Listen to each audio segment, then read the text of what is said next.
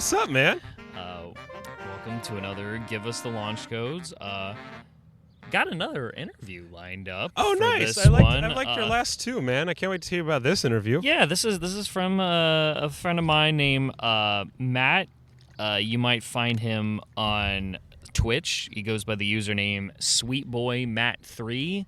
Although he's hoping to buy the handle so that he could drop the 3. Sure. But he does he calls himself a broadcast engineer, so he's worked a lot with like television and other kind of live streaming type video, news and sports. But he also plays Pokemon games online. Alrighty. Very interesting career, and we had a lot to talk about. All right, let's hear it. I can't wait. Hello, everyone. I am here with Matthew Prince, also known as Sweet Boy Matt 3 on Twitch. Did I get that right? Yeah. And you are a broadcast engineer as well as a Twitch streamer, correct? Yes, sir. Okay. So we'll talk about those things today. First, I want to talk about what is a broadcast engineer? So I've been using that title more often lately, just as my skill set sort of evolved in what I do. But basically, so the main skill I do, or the main career I do in television, is technical directing. I'm a technical director. And basically what that is imagine you're watching a live TV show, like you're watching like American Idol live, or you're watching the Super Bowl, something like that. And you know how the cameras switch?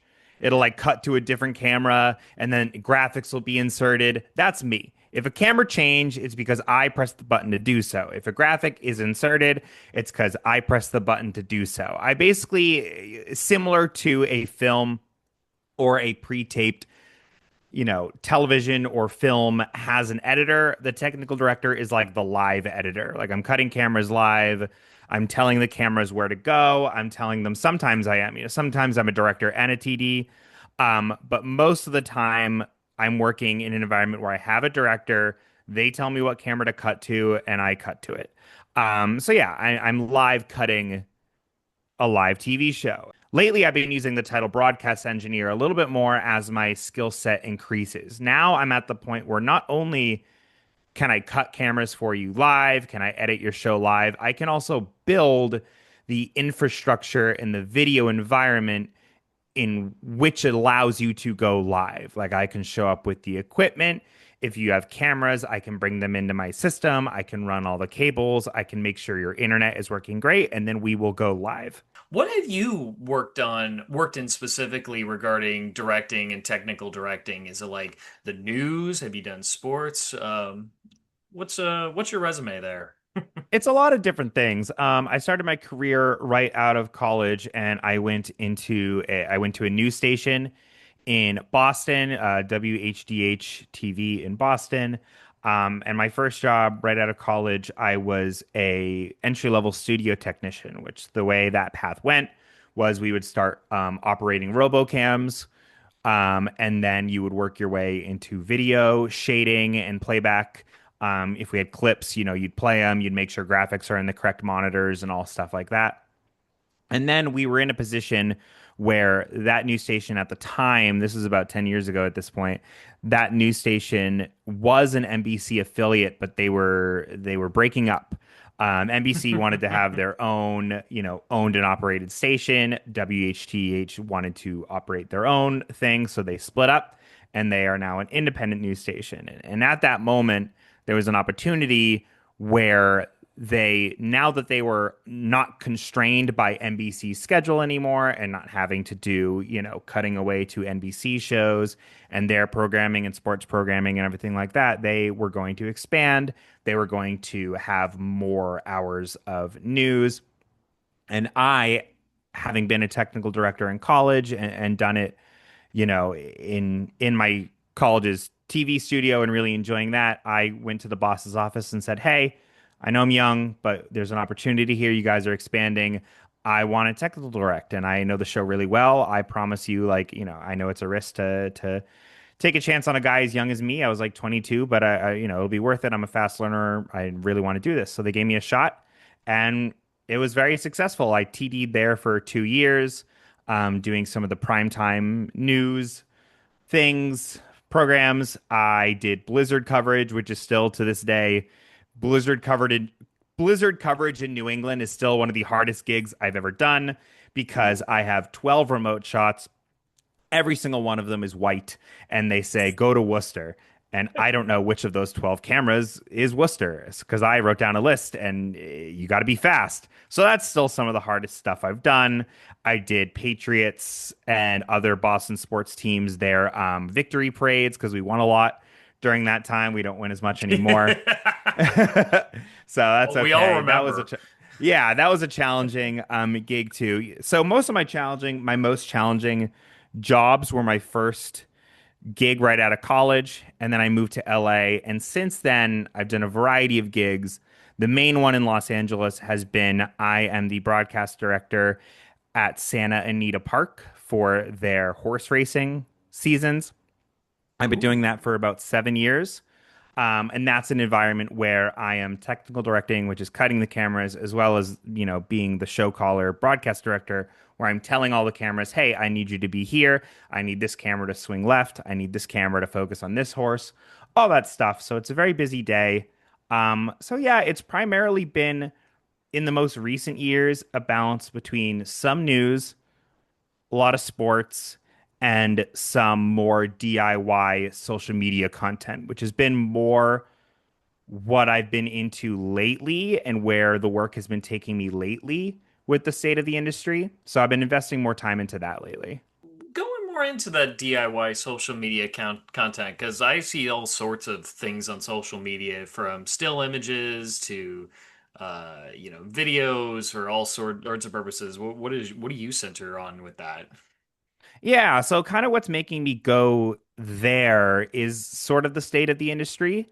With a lot of studios are moving things either to Atlanta or overseas to Ireland right now. So there's just not a lot of studio content right now. So I've been investing more time into engineering and working on more DIY creator-led content. I think some good examples of that have been a couple clients I have. One client, he's become a good friend of mine. He has his own production company, and I jump on as an engineer, and he does a wide variety of things. I've done everything from the live stream of the first commercially built supersonic jet. We did that at the beginning of this year. That was crazy. We had a Starlink satellite and we put an iPhone in one of the chase planes and we just streamed it down to our setup and it was beautiful 1080p lagless video and I could not believe it. It was a weekend gig and it was probably the coolest looking live stream I've ever done, and that's more on the big end of it.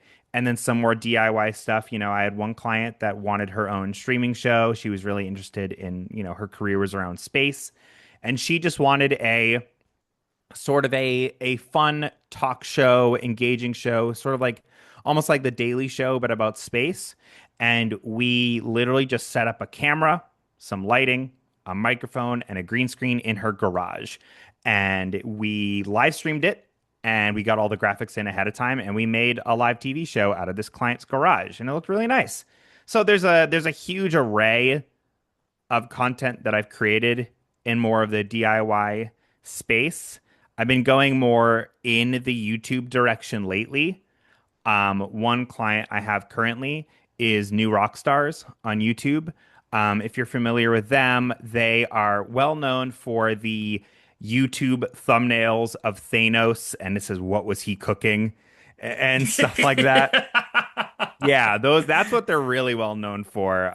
Those kind of memeable thumbnails. But they do it's a lot of nerd content like Marvel and DC and Star Wars, and they deep dive into those. And they have a talk show called The Break Room that when they need me, normally they have an in-house person, but a lot of times they'll need me to come in and I'll help them with their engineering and cutting the show and helping them improve the look of everything, helping them optimize stuff. So it's been a lot more YouTube, Twitch streaming content lately, just because there is not a lot of studio opportunities.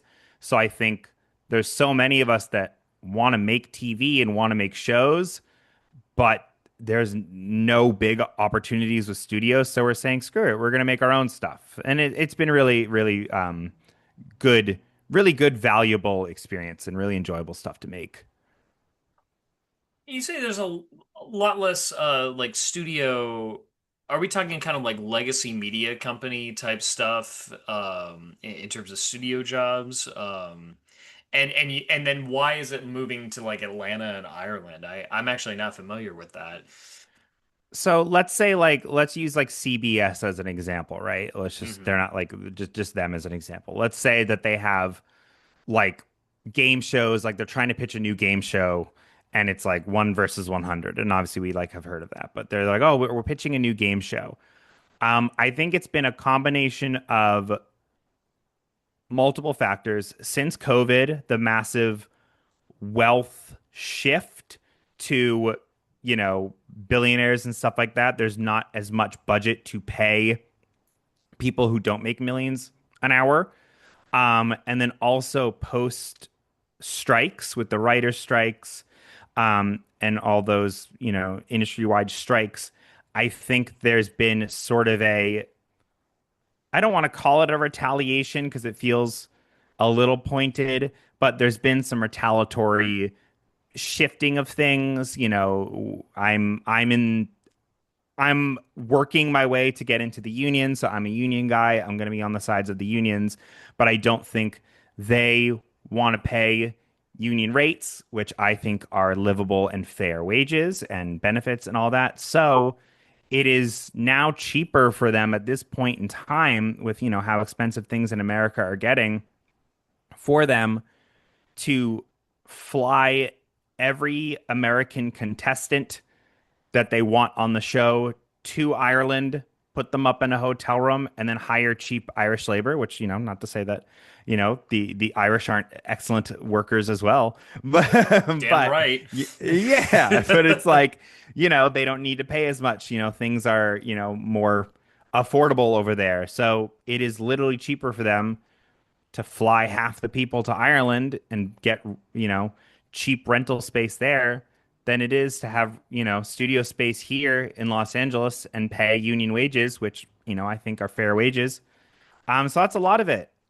Um, Wow.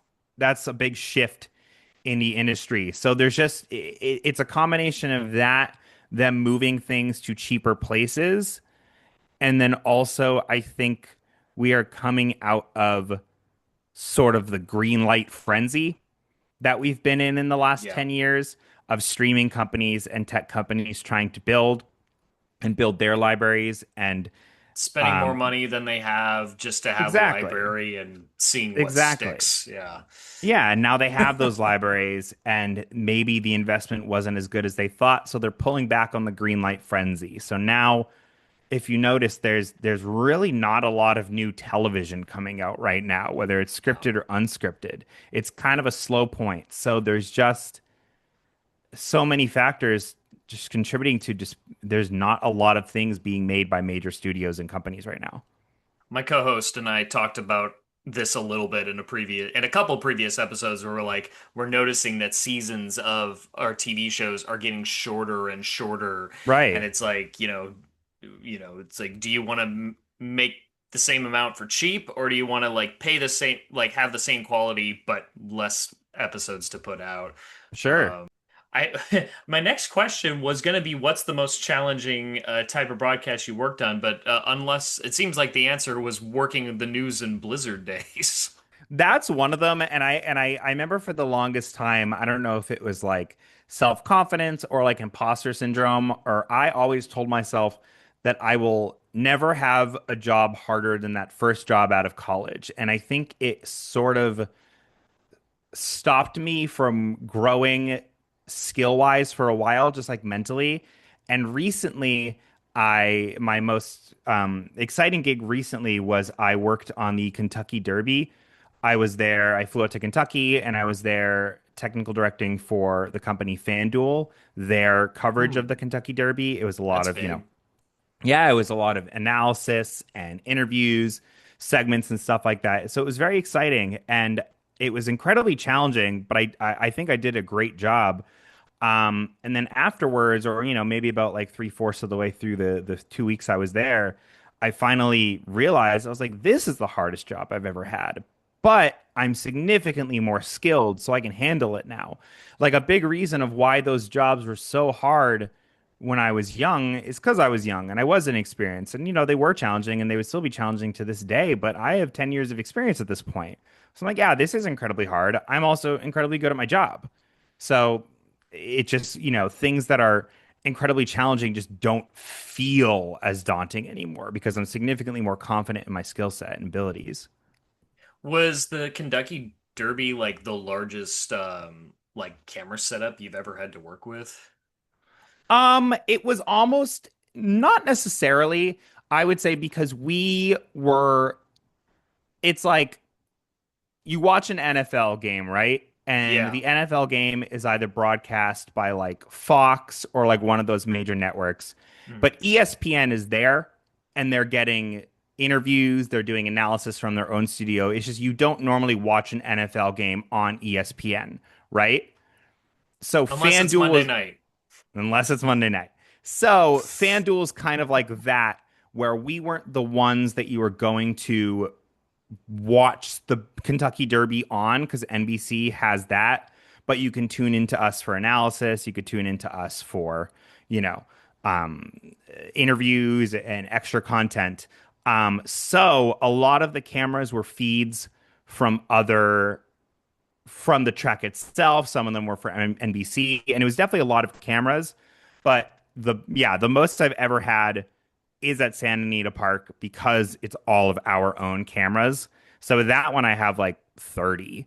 Wow. And yeah, so that, and they're all our cameras. Like I have like, we don't have 30 camera operators, but the engineer, because a lot of them are stationary, but I'm the director of those 30 cameras and those 30 cameras, like I have like say on like, the framing of them and where they're going to be. So Santa Anita, which is like my day job, horse racing is probably still to this day the most cameras I work with. And I'll confess that I know a little bit about some of this because when I was in undergrad, I took a class in TV broadcasting where we had like a three camera setup in like a tiny Hmm. studio, just for educational purposes. And I remember my teacher saying, and I might have gotten the numbers fudged in my head, but it's like, oh, for a normal NFL game, there's like 40 or 50 cameras, but then the Super Bowl, there's like 96.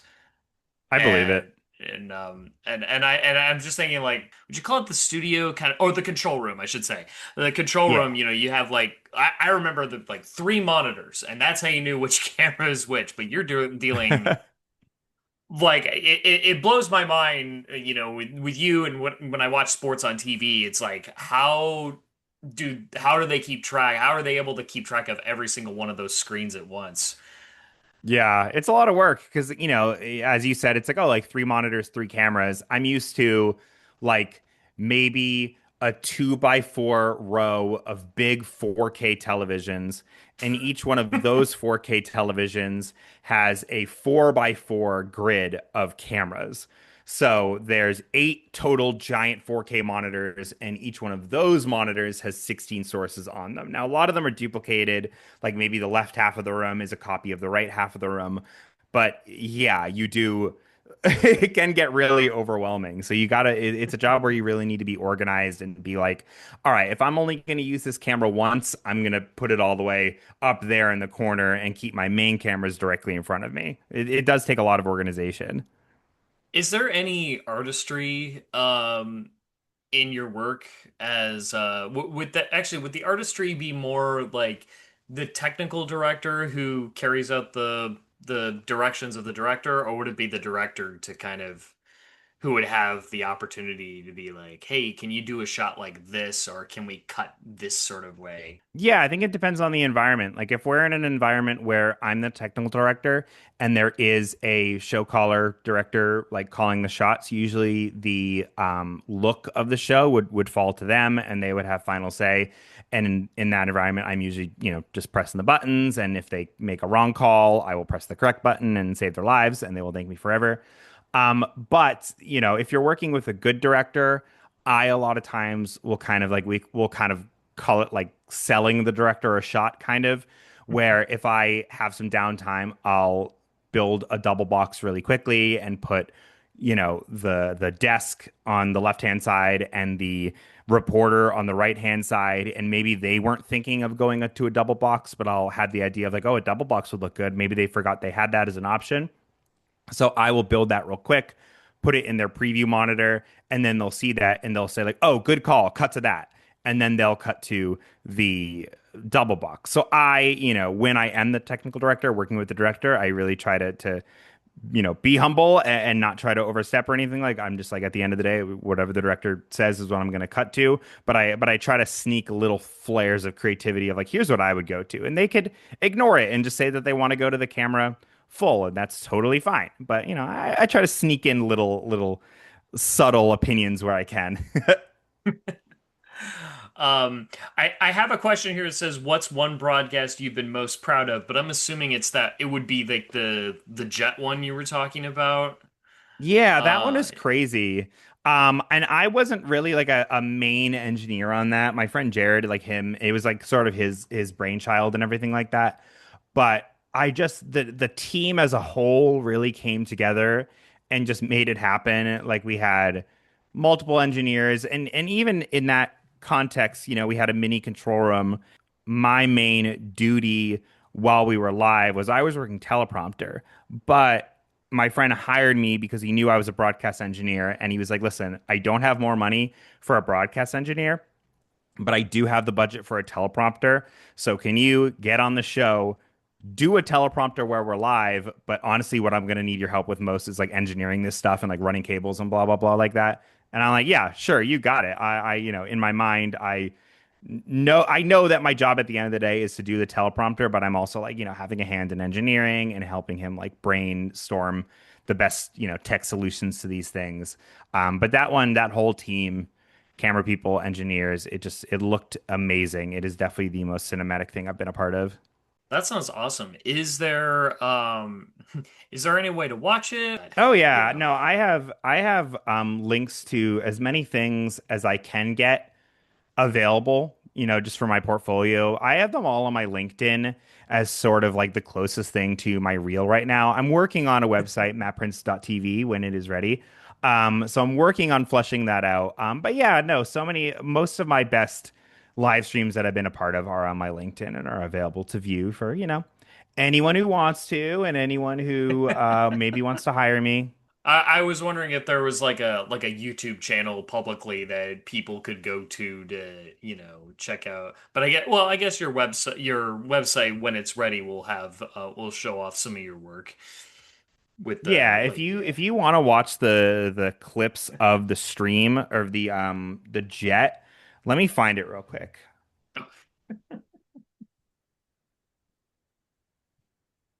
So the company is called Boom Supersonic. That is who was our client, and they've made videos. I'm trying to find the one that is okay. So when you go to Boom Supersonic on YouTube, they have live streams, and we did two of them. We did XB1, which is the jet's name, first supersonic flight, and then we did the second supersonic flight. Um, yeah, and those did really well. The first one has, like 840,000 views That's right pretty now, good. and it didn't even have that much when we first live streamed. So people are still watching it, and it was just incredibly cinematic. So both those are just, a real good team came together and made those, and it's something that we're all very proud of.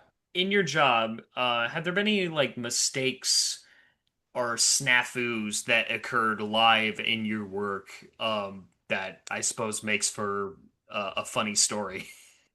It happens all the time. My goal is if there's ever a mistake, what I've learned is like as long as the audience can't tell there was a mistake, then it wasn't a mistake. Because if they like, oh, I'll cut to the wrong camera, quote unquote, but as long as I don't cut to like color bars, then they, are just going to assume that that's like what I wanted to do. So as long as I don't cut to it real quick, then it's fine.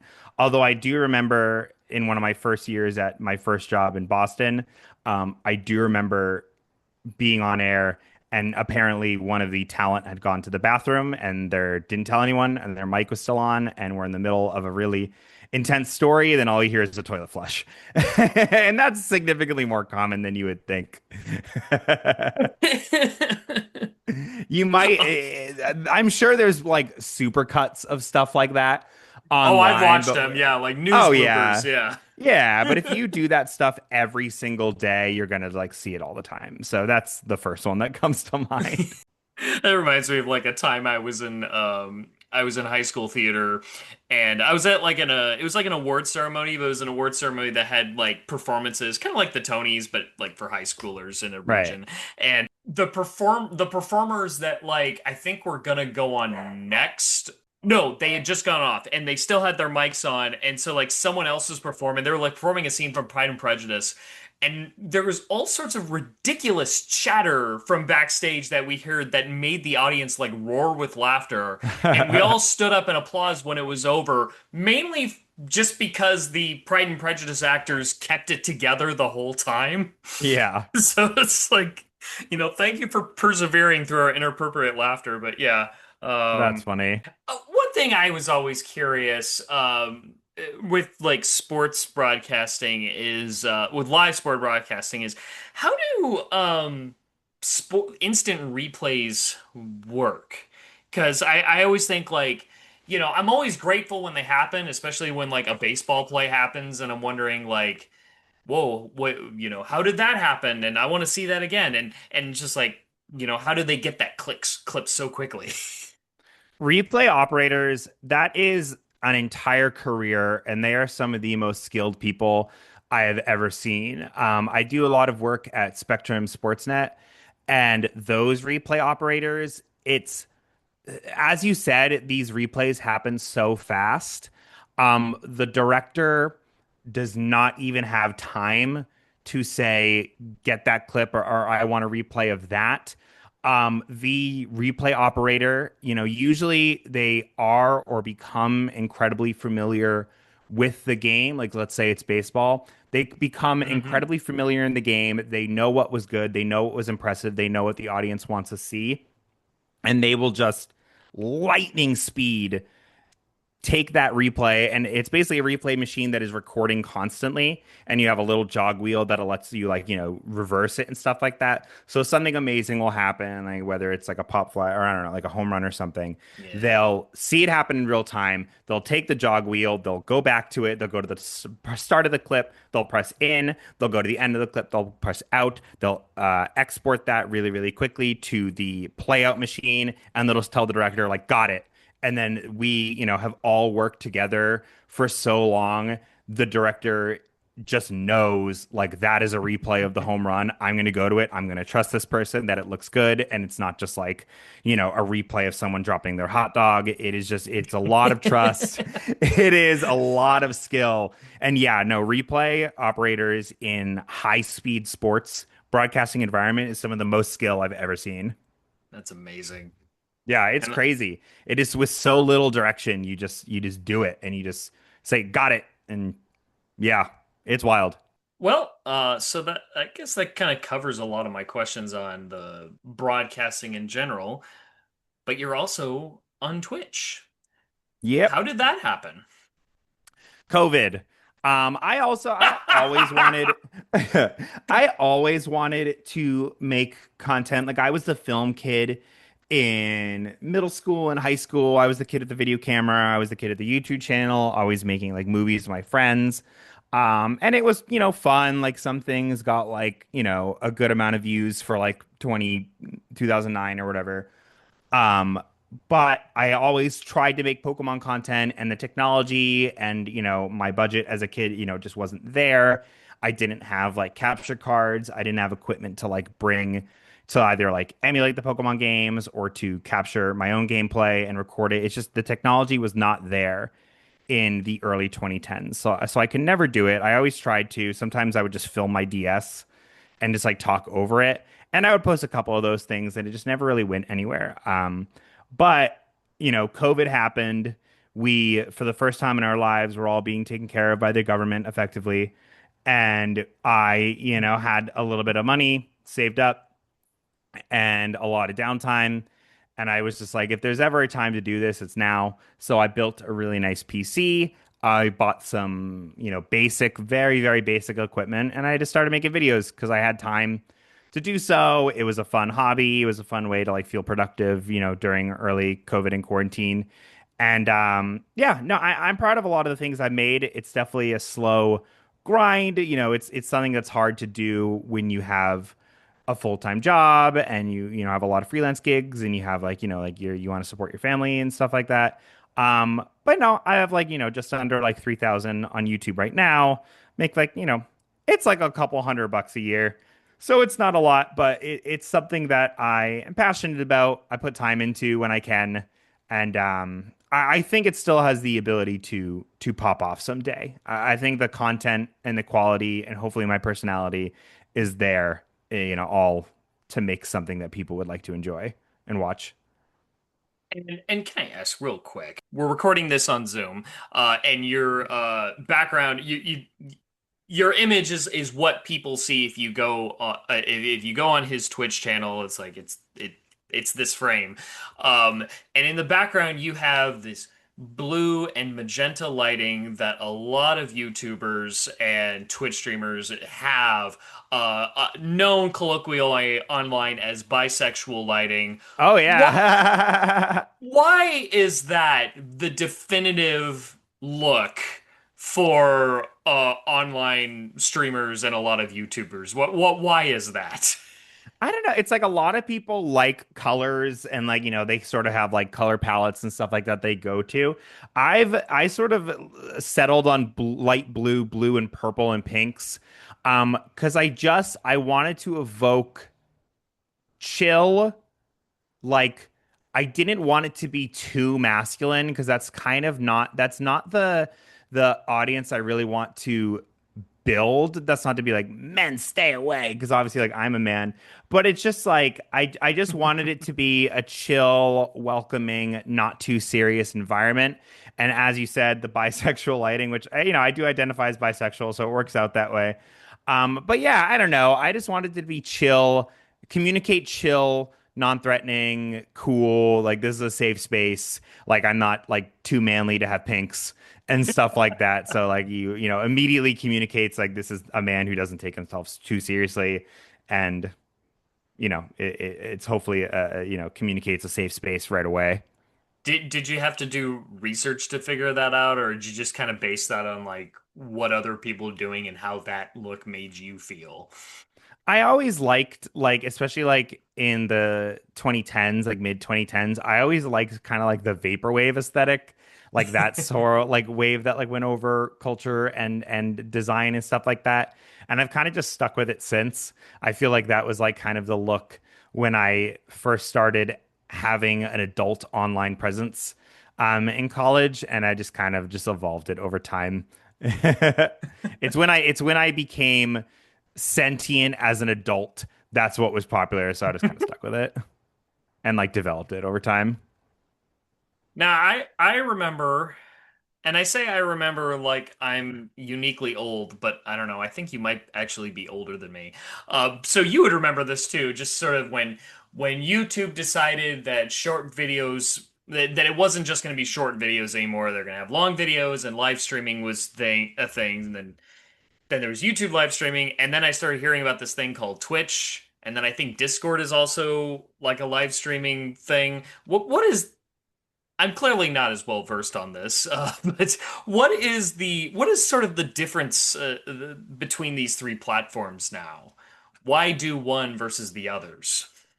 Like, are you talking about specifically in a live streaming environment or for any content creation?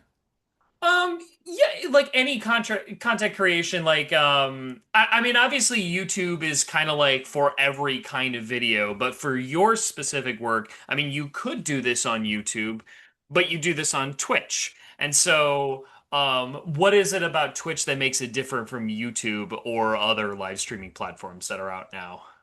I would say for my kind of content, which is gaming and gaming clips and stuff like that, the three biggest that I invest in are YouTube, Twitch, and TikTok. I would say each platform has kind of, styles that work better on them. YouTube is still the king for evergreen content, informative content. Like if you want to make like a guide to a game or a long form video, you are still going to find the most success on YouTube. And I live stream on YouTube sometimes. It's not as plug and play as Twitch. Twitch, the difference between that and Twitch is harder to grow. It is significantly less discoverability, but when you get a viewer base on there, they're usually significantly more loyal. Like you are going to build a community on Twitch. There's a lot more of what's the word I'm looking for? There's a lot more customization on Twitch. Like you can have like your own like emotes, and you can do that on YouTube, but there's just a lot more variety and flexibility on Twitch. So if you're trying to specifically game and stream and interact with people and interact with viewers, I feel like Twitch, at least for, your horizontal content, that's still going to be the best. And now TikTok is trying to get in on that. And it's been showcasing itself as a major player here in live streaming. Obviously, with TikTok, if you've been on it, it's mostly vertical content. So the streaming landscape there is a lot more vertical content, which can be a little tricky to, get a wide stream game into vertical content. But there's ways to do it, and there is an audience there. But it is still, I feel, in like the infancy of its um what's its potential there and as a place to grow. So those are the three that I invest in the most. I put a little bit on Instagram, but Instagram it has its other niches that do better on it, and gaming is not the number one. So I'll post stuff on there just for, it doesn't cost me anything and it doesn't take too much extra time. So I'll post stuff on there. But yeah, definitely the order that I'm investing in is YouTube number one, big time. Because then I can, live stream a long form video, cut it down a little bit, and then post that long form video edited, and then I basically get eyes on my content twice. So that's the strategy. And then Twitch and TikTok, I would say equally, maybe TikTok a little bit more because I don't just do Pokemon on there. Has TikTok been difficult given the federal government's attempt to like ban it, but then Trump is like, well, push the ban back because I can make this work for me. I feel like, yeah, I feel like that's all like smoke and mirrors. It feels like very much like um the stereotypical evil character that creates a problem and then comes to everyone with the solution and is like, look, I fixed the problem. And it's like no one knows that he made the problem. So it does feel like a problem was created for him to fix and be the hero to people under 30. And I just don't know if he got credit for that in the way that he wanted, and I don't care. But it felt like a lot of smoke and mirrors. Would you describe yourself as a Let's Player, or is that term outdated? I try never to like put myself into too much of a box with content. I've always sold my channel as I'm gonna make whatever I want to make. And if you have fun, then you can watch it. And if you don't, I don't care. So that's always been my vibe. It truly, my channel is wherever ADHD takes me is what I'm gonna make. So if I'm making battling videos and team, construction videos, I'm gonna do that. If I decide that I'm really into the cards and I want to make videos about the cards, it's gonna be that for a while. And it's just always you never know what you're gonna get, and it's always just gonna be Pokemon is always the most likely thing you are going to see. And even then, there's still a chance of some other Nintendo games or some non-Nintendo games or just probably not non-gaming things. I probably start a new channel for that. But there's always a chance that different games are going to come in there. And just to point out, you have Pokemon plushies behind you. I see a Oh yeah. Pikachu. I see. Well, this is where I admit I'm not that well versed on Pokemon. I'm assuming all of those are Pokemon. Well, half of them are Pokemon, and then two of them are my wife's BTS plushies. It is their they have their own like character line similar to like Sanrio characters for merch, and those Oh, are two of nice. them. So she contributed that. So for the Sweet Boy Matt 3 channel, you intend to be mostly on games, and your personal focus is Nintendo. At first glance on your Twitch channel, there's like a lot of Pokemon, a little bit of Zelda, and that's kind of like what your niche is at the moment. Yeah, yeah, definitely Pokemon is the biggest thing. Every once in a while there might be some, non-Pokemon Nintendo games, and every once in a while there might be a non-Nintendo game at all, but yeah, the 95% of it is gonna be Pokemon. And the idea is just to like make content for the competitive half of Pokemon without being sweaty. Like I just want to like make content that is like, hey, like I tested out this Pokemon, like maybe I'll give you some inspiration for something you can try if you want to play competitively, but I'm also not taking this super seriously and this is mostly just for laughs. So maybe you'll even just like watch me be really bad at this. And maybe that's what you enjoy and maybe that's why. But whether you get laughing at me or laughing with me and getting inspired by me, then that is what I hope whatever you gain from it is great.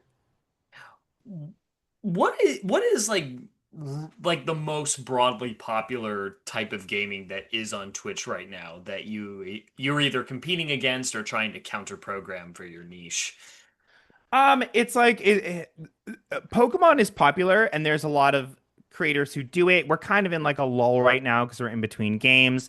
Normally, there's been a Pokemon game every year, which was a little too much, but in the last 5 years or so, they've been slowing it down, which thank God they were doing too much, and I want the quality to be higher. So we're kind of in a lull before a new game comes out in October. So things are a little slow right now. And yeah, like a lot of popular Pokemon things. I would say probably the most popular Pokemon thing is shiny hunting, which is mostly populated by, women and women identifying streamers. And I'm like, how do I say this because it is not meant to sound incel sounding at all, but I am not a pretty girl. And there is, there's benefits and there's things working against you by doing that. Absolutely. By like, being a pretty girl. Absolutely.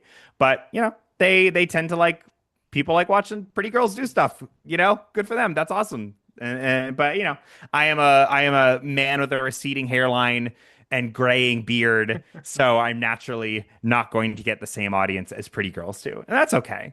That's totally Mhm. okay. In life, the one place in life where I don't have an advantage as a man, the one place. Everything else, very privileged. Is there a skill set to being a good game streamer? And is this something a person could develop, or is this something you either have or you don't? I think anyone can do it. I definitely think there's skills that you need to have. And one of them is just not taking yourself too seriously and just not getting in your own head. Because so much of it when you start, the vast majority of it when you start is going to be you talking to yourself. And you're going to be there and you're not going to have any viewers. And you need to be okay with that. Like, you need to be okay that this isn't going to blow up, that there's a 90% chance that you don't become uber successful.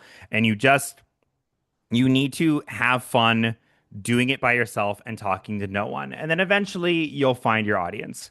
People will find you and maybe you'll interact with them on your stream and maybe they'll stick around and maybe they'll follow your like content on multiple platforms. They'll, stick around for what you make and maybe you'll have like an early fan. I've made friends online that way. One of my biggest collaborators that I do, collaborative content with.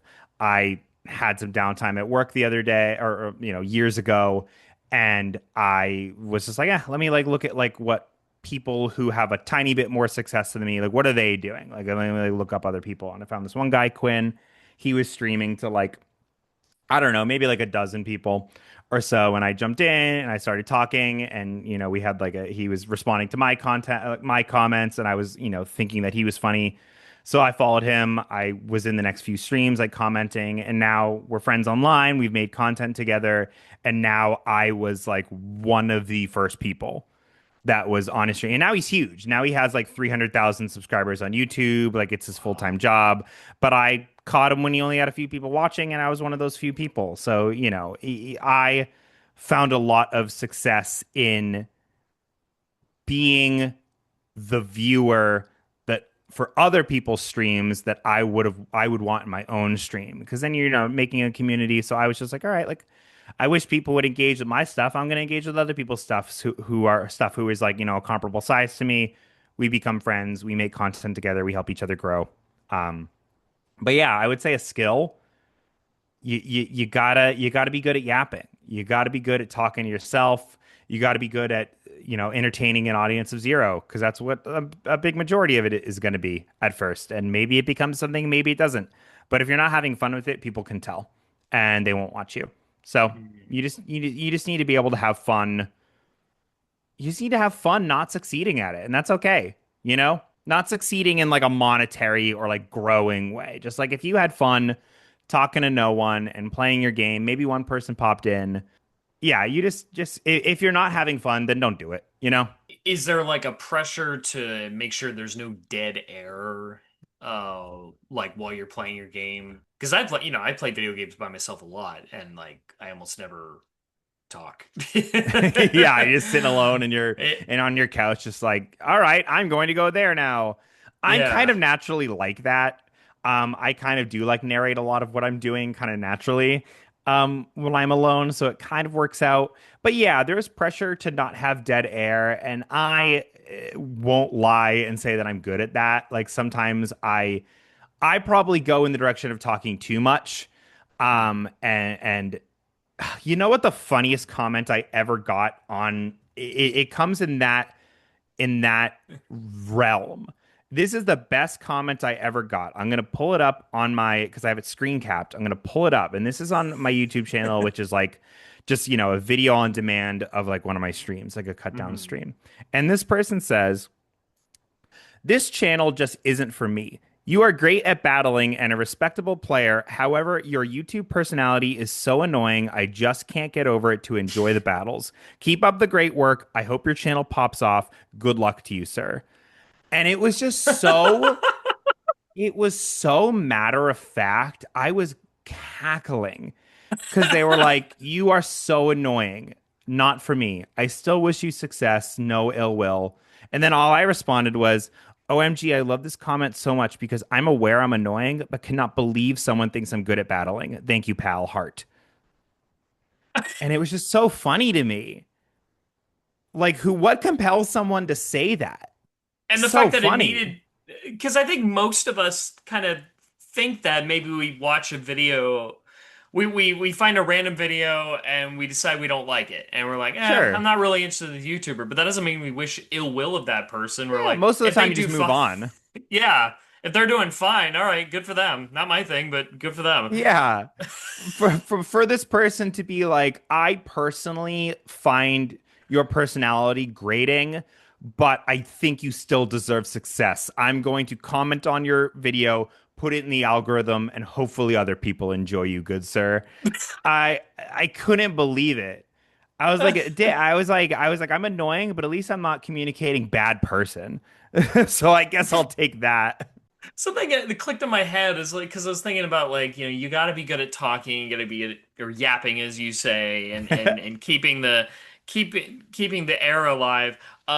Is it kind of? Would you say that your skill set is sort of being a game streamer like that? Is it comparable to being like a play-by-play sports commentator? because those guys have to keep talking. And Yeah. yeah. I definitely think there's comparable stuff to it, and then and then on top of that, there is a big, if you look at like data on how people are viewing content, there's a lot of people who will watch long form YouTube and kind of just listen to it in the background while they're doing other tasks. So, Guilty. yeah, and me too. So I'll play competitive Pokemon games, whether it be, on the Switch or on the mobile versions, and I will find myself kind of commenting through it or commentating through it like I'm like a sports commentator or analysis, person. I'll be like, all right, this person, has Mewtwo. I know that Mewtwo is fast, but I think that if I use this move, I can outspeed it. They also have the opportunity to do this, and maybe I can predict them. So I kind of, and it helps me too to talk through my thought process out loud. So I just try to say everything I'm thinking out loud, all the possibilities of what the other player can do, and I find that that makes engaging content. So yeah, no, I do think it is pretty comparable to sports commentating. Like you kind of have Mhm. to, if there is dead air, because there's a lot of times where, you know, I I'm choosing my Pokemon's move, the opponents are choosing their Pokemon's move. Nothing's really happening in the game. If I don't talk, it's pretty much nothing to watch. So I kind of need to like talk through, all right, I think this is the best move. My opponent could do this. Maybe I should try to counter with this or predict their next move. So yeah, I would compare a skill set to sports commentating. I would say there's a lot of overlap there. And actually, you said it's like being a play-by-play or a color commentator because you're also talking like background and stuff. So in a way, I mean, in a way, you're kind of like I don't know how well you know Dodger baseball, but you're kind of like Vin Scully, you Yeah. know, May he rest in because he peace. didn't have a color commentator. I remember when he was doing broadcasting, it was just him, and he'd tell a little story about the time he saw a great catch by Willie Mays, and that is strike two, and then continues with the story. And it's really interesting because I like baseball, but like, there is a lot of dead air in baseball. So it's to have someone like that who is engaging to just listen to, especially because, I'm sure a lot of people still listen to it on the radio, baseball. Yeah, no, I think that, is what made him one of the greats and is what makes, Dodger fans love him and remember him so fondly is his ability to do that and his ability to focus on the game while also having other engaging things to say, which I do think is a skill set that can make you really good at live streaming a game or whatever else you're live streaming. Does politics ever play a role at all in what you do in any way, whether it's with being a Twitch streamer or being a broadcast director? Sure. I would say as a streamer, it definitely comes up just because you're putting yourself out there on social media and making content, which that inherently invites people to critique and to say things. And a lot of times, on these social media things, you get comments that aren't the nicest in the world. And, me as like a white, straight presenting dude, I normally avoid those, but there are a lot of people who, identify differently than me, look differently than me that get a lot more. So I don't normally get that, but I make a point to in my spaces in a space that's like a community, people can consider a community, whether it's my YouTube comments or my live stream or my Discord channel it is a no tolerance for hatred space. Like this is an accepting space. This is a safe space. I have no desire to sort of be a blank slate. So I appeal to like, oh, I want to appeal to conservative fans too. I don't. If we aren't on the same wavelength of everyone regardless of their identity or race or sexuality, if you don't agree that everyone deserves to exist and be happy and healthy, you don't need to be in this space, and this space is very, very forwardly and vocally not for you. So yeah, I try to be very, very forward about like I don't mess with that here. I have no desire to be like, oh, like keep politics out of it so I can, cultivate a more like widespread fan base. I don't care. Like this is a safe space. This is a queer space. I'll talk about being queer on it. I don't care if that bothers you. I don't care if that makes you not want to watch me. Not my problem. I would rather grow a space and be less palatable to everyone and maybe have lesser growth because of it than be just widespread palatable to everyone and not, cultivate a safe space and use my platform, when I have one for good and to talk about issues that matter to me. And yeah, creating a safe space for people of all identities matters to me. So that's how I would say it affects you as a streamer or how politics come in. Like, yeah, this will never be not, it will never not be a safe space. And I will never let go of that regardless of how big I am. I don't care. So if I ever sell out and I'm ever like a right-wing grifter, which will never happen, but if I ever do it, you can come back to this and be like, damn, what happened? But it'll never happen. And then in my career in like more engineering and broadcast, yeah, there has definitely been points where politics has come into it. And I've had to decide, okay, like, in television, there's a lot of different genres and a lot of different viewpoints that are being expressed. Do I have like, what's the word I'm looking for? Do I have like a line in the sand that I won't do? Like, are there gigs that I will not accept because of politics? And yeah, there are. As a broadcast engineer, have no interest in like my hard line is I won't work at Fox News and I won't work on any broadcast that is directly um, advertising or like politically like stumping for a Republican or a right-wing politician. Like I won't do it. I will never work on a broadcast of like a Trump rally. I will never do anything that is actively selling you a politician that I think, is selling hatred. I won't do it. So yeah, and luckily I've been in, mostly either politically neutral or left-leaning spaces as far as my career goes and what I've worked on. So I haven't had to turn down any gigs because of politics, but I won't do it. So yeah, that's like where my hard line is.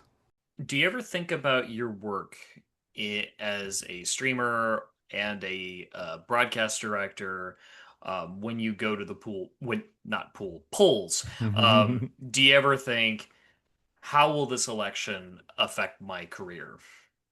Yeah, sure. A big thing that I'm really working towards, a goal I have right now is being a card carrying union member of, IATSE, the Television Engineers and Editors Guild, which is technically what technical director falls under the Editors Guild of IATSE. And I've been in a union before.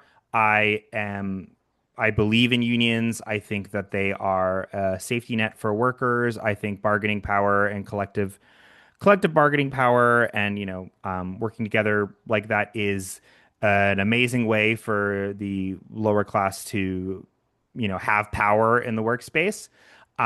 So yeah, left-leaning politicians tend to be a lot better with unions. So I do always look at what a politician's stance is on unions, how they're going to work with the unions, do my unions and other ones that I work with endorse this person.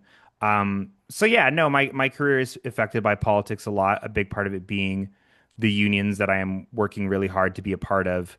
Um, yeah, so that's a big thing that I look for when going to the polls. Yeah. Are there, what are your socials and handles that you'd like to drop? Oh yeah, totally. On everything for social, it's going to be Sweet Boy Matt 3. It's the number 3. On TikTok, I think I managed to get it without the 3. But I am like in the DMs of the people who own the other Sweet Boy Matt without the 3 handles on various things, trying to buy it off them. So I'm trying to do it before I get too big, and they're like, "Oh, now you're big, you can afford more." So I might buy the Twitch handle soon. See if the kid doesn't scam me. I think he's like 19. But so hopefully at some point it'll be Sweet Boy Matt without the three. But for now it's Sweet Boy Matt with the three. I think on TikTok it's without the three. But that's where you're gonna find me. Look forward to my upcoming website for more career based stuff. That is going to be more a portfolio for my broadcast engineering stuff. It's going to be mattprince.tv. Working on getting that together. You could maybe listen to this in a year and I still will not have gotten it together. ADHD's crazy. But yeah, that's where you can find me. Thanks for being on the show, and good luck to you. Yeah, thanks, Travis. It was a lot of fun. You know what's cool? He was saying during the interview that he worked at the Santa Anita racetrack a lot, right? Yes. I've been there. That's where the In-N-Out Company picnic's at. That's right. Yeah, and so what's I've been crazy there once. when I realized that, and he was saying like how many cameras he works with, I'm like, oh yeah, no, because that's a huge facility, not just the track. That's a huge ass facility. Mm-hmm. So I'm like, oh my God, you're covering all that ground? Yeah. Like, that's a big place. Now, just imagine the Super Bowl, which not only has, like, the game coverage, it's also got the halftime show, so you need, like, cameras just for that. Not only that, it also has the sidelines, the hallway, the fans, and then also, too, you got everything up in the booths. So, no, yes, Santa Anita alone, because Santa Anita has some underground parts. Yeah. So just thinking of the Super Bowl like you guys were talking, I'm like, that's a lot. That's insane. And it's live. Yeah. And something that I thought about was when Matt talked about on his Twitch channel, like he is very upfront about what he believes and that, they're people of certain really bad political positions that he does not want his channel to be welcome to, where he's like, no, you're not welcome to comment mean, bigoted, hateful things on my channel. And I thought that interesting. It's like, the nature of the internet kind of gives you the freedom to do that. Because you have no stockholders to behold to. Exactly. That's what it comes down to. And you're not, and it's like he's cultivating his audience. He's not trying to go for like the audience as kind of mainstream media views it. Well, like it was saying how it's now all about DIY and like building it your own. It's like, well, for the past, let's say 15 years, when you got on, let's just say YouTube, for example, the first one, mm-hmm. you were open to the world, but then you got to really narrow yourself to what you were really going for. And then when it's like, Twitch and even Snapchat came up, you can really control not just everything on your own, but it's like you can control like, no, I know who I want watching. Yeah. And the whole point of it, like, that's the point. Like you have that, you when it comes to art, you want that much control where it's not about how you put out, how much you put out, what you put out. It's who you're putting it out for and to. Yeah. And that's awesome. And that's what you want. Mm-hmm. So it's cool to have that he has that controller. It's like this, no, you're not allowed here. Bye. Yeah. And here's the thing. That's the point of all this shit. And it's crazy too, where it's like, and if people get mad about like, well, that's kind of messed up. It's like, well, it got to that point because again, there's no studio work because everything's out of state or country. Yeah. And the problem with that is that, for example, he was saying Ireland, because Game of Thrones did that a lot. Oh yeah, they shot around Belfast. It's fucked up because for some reason, still since the 1800s, it doesn't depend on what your skin tone is. It's your nationality that determines your price hike. Your price. It's crazy. Yeah. It's not even race anymore. It's like, oh, what country are you from? That'll determine how much I'm paying you. It is race. It's a race to the bottom. Fucking crazy. Yeah, it's stupid. But yeah, I know Rob Lowe's, I think one of his game shows is all filmed in Ireland, and they've literally shipped over 100 contestants there.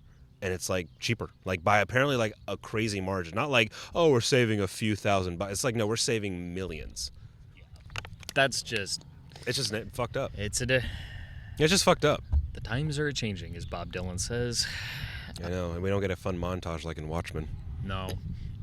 Well, that was a sad montage. We'll get the sad montage. Well, it got sad at the end when we found out who shot JFK. It was fun at the beginning. The montage was fun at the beginning. It was tragic by nature, and that's what we're in.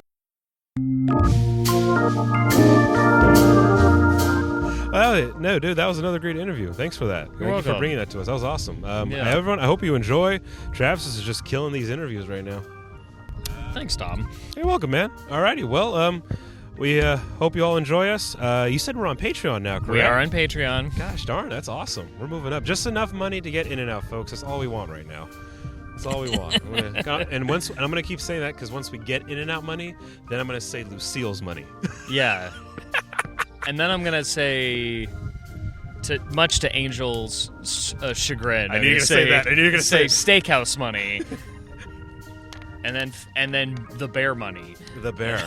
Exactly. Patty's Place, here we come in Seal Beach. Alrighty, folks, we hope you enjoy again. We love what we're doing, and we're going to keep busting out more interviews and more just different stuff as we grow. Good afternoon, good evening, good night. Bye, everyone.